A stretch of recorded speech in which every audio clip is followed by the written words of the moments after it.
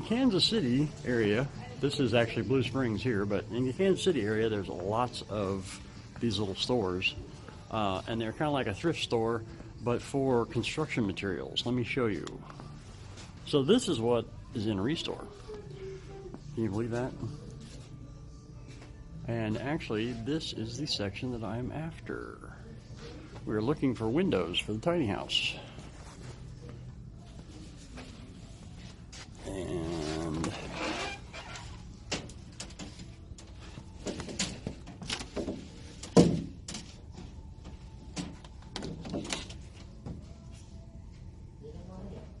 well, those don't open, so those are not going to happen. That one doesn't open. That one does. No, it doesn't. Well, we will just keep looking.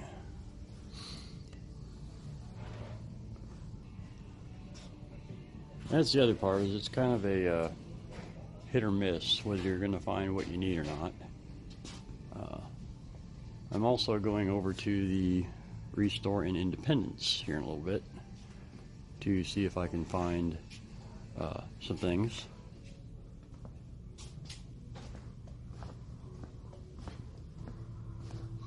But if you're in the Kansas City area, these are actually pretty common. I think there's like 5 or 6 of them, and all kinds of goodies: cabinets, fixtures, toilets, and sinks, which is another thing we're looking for.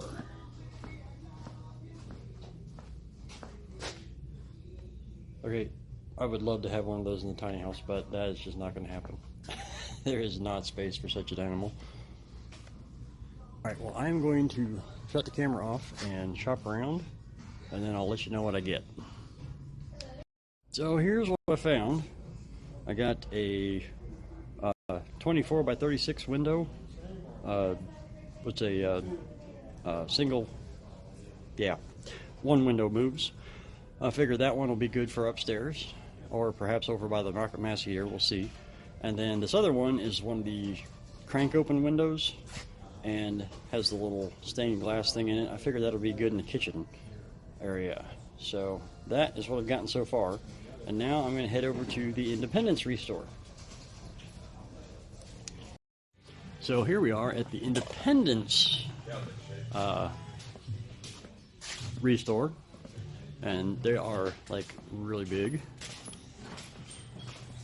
All kinds of cabinets and stuff. Of course, I'm making my own cabinets, but it's still neat. So I still have to come up with my cooking utility stuff, appliances, and stuff like that, which this might be handy.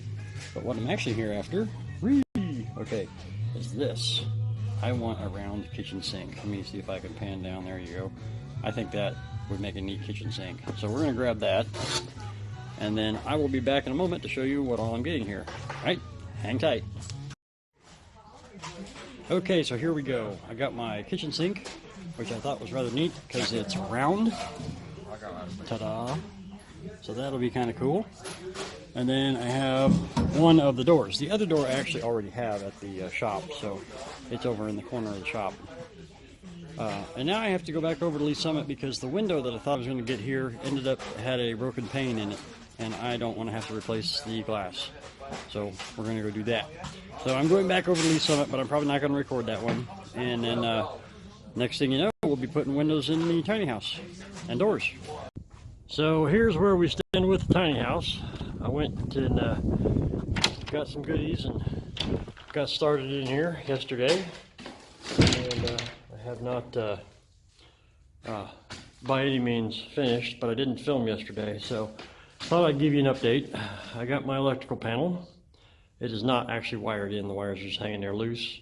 I got a bunch of outlet boxes and switch boxes and whatnot. And there's going to be a double over there. Of course, that is a door. Not yet, but it will be.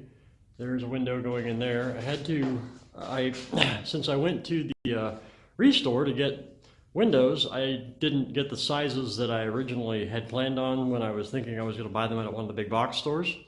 So I had to redo that framing and raise that top plate I guess it was about 6 inches or so. And then I'm going to have to shrink this one a little bit because I got this really cute little stained glass one that's going to go there. And I still have to frame in for the window that's going up there. But to do that, I need to put the loft in. So this is one big honking piece of locust off the sawmill. And I left it with the sawmill markings on it. And then this is another big piece. And I left the saw markings on it, as well as one natural edge that's facing down. And those are going to be the beams that hold the loft. So that's at its narrowest right there. It's still a 2x10. It should hold plenty. The end's a little wet because it was iced. There's a lot of ice. There's my pile of windows and the door and some electrical stuff and tools everywhere, of course. You know, that's kind of the way these things go. The camera set up for time lapse, which I'm about to begin. There's a couple more outlet boxes over there. The rocket mass heater actually goes where that bunch of plywood and 2x6s is, but I didn't have a way to plug the hole, so I just kind of put that on there for now. But not very good lighting in here. It is what it is. The joists for the loft are going to be walnut. That's all walnut right there. I got more outside because I think there's 8 or 9 of them that go across. Anyway, I'm going to fire my little heater back up, and I had to shut it off because it's noisy, and so I could talk to y'all. But anyway, yeah, away we go.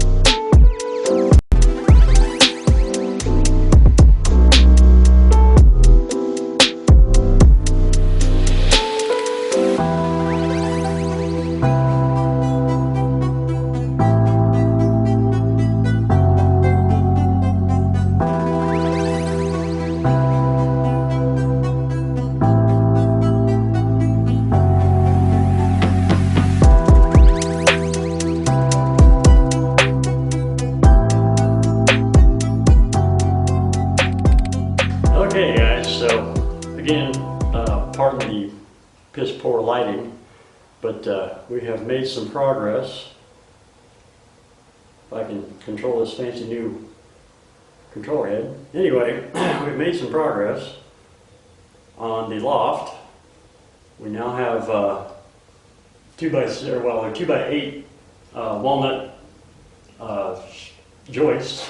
I still got 2 more to put in over here on this far side, but I'm going to take a break from that and actually get some natural light in here. Oops, that was too far. There we go. We're going to get some natural light in here. I'm going to put the window right over there into it, and then I'll probably put the window that's way over here on the other side of the room. There's your electric panel, but there's a window that goes in to this pocket, but I got a window that's smaller than the opening I rough framed, so I'm going to have to do a little bit of framing here to fill it in. But other than that, yeah, it's coming right along. So I guess we'll get to it. Here we go.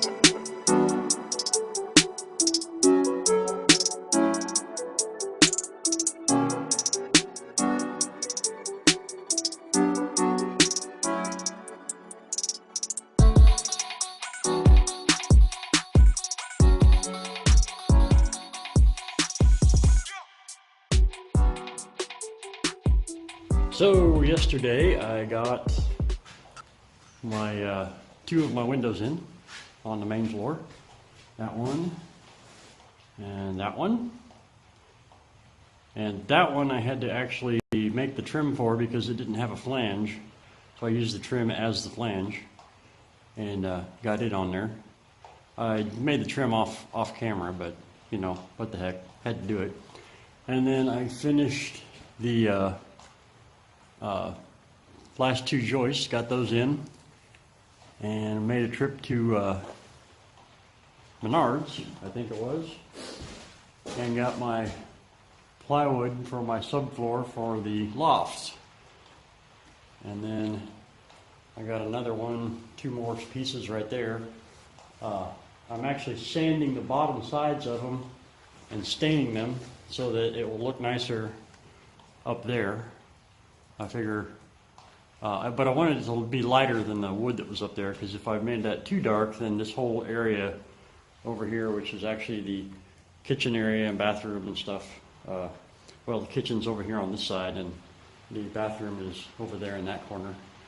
And the stairs go from up there diagonally down this wall, and there'll be a landing